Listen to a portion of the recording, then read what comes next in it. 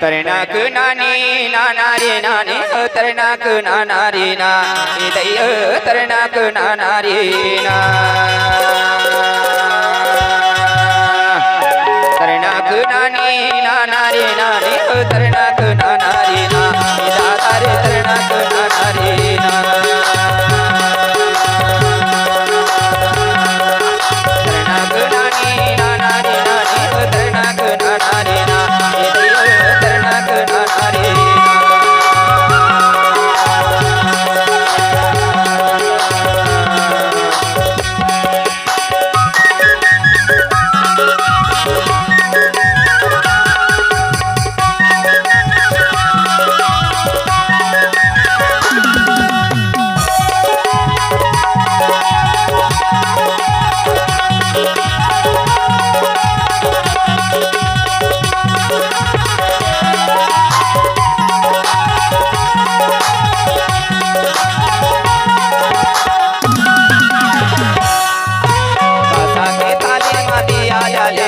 लोटा मा दूध मढ़ाई लोटा मा दूध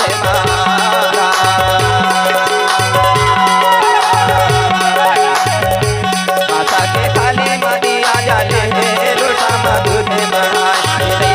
लोटा मा दूध तरनाक नानी नाना रे नानी तरनाक नाना रे ना तरनाक नाना रे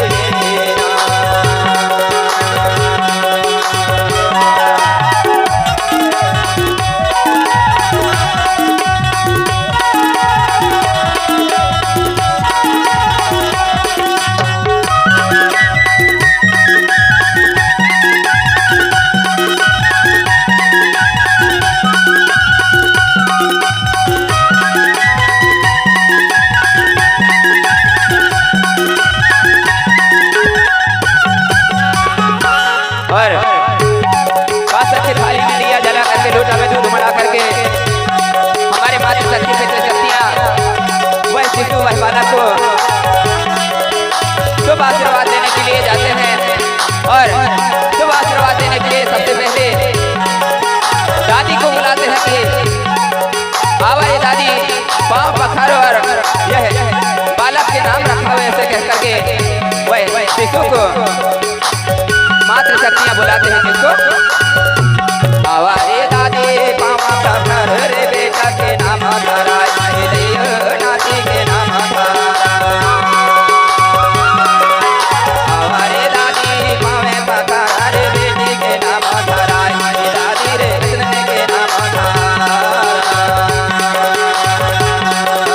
तरनाक नानी नाना रे नानी तरनाक नाना रे ना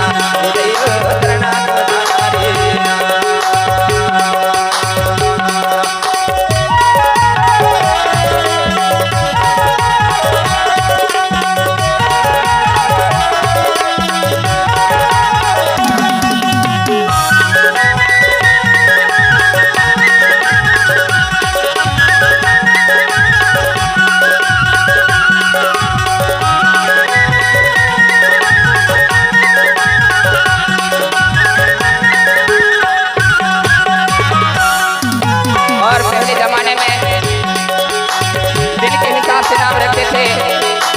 मौसम के हिसाब से नाम रखते थे, माह के हिसाब से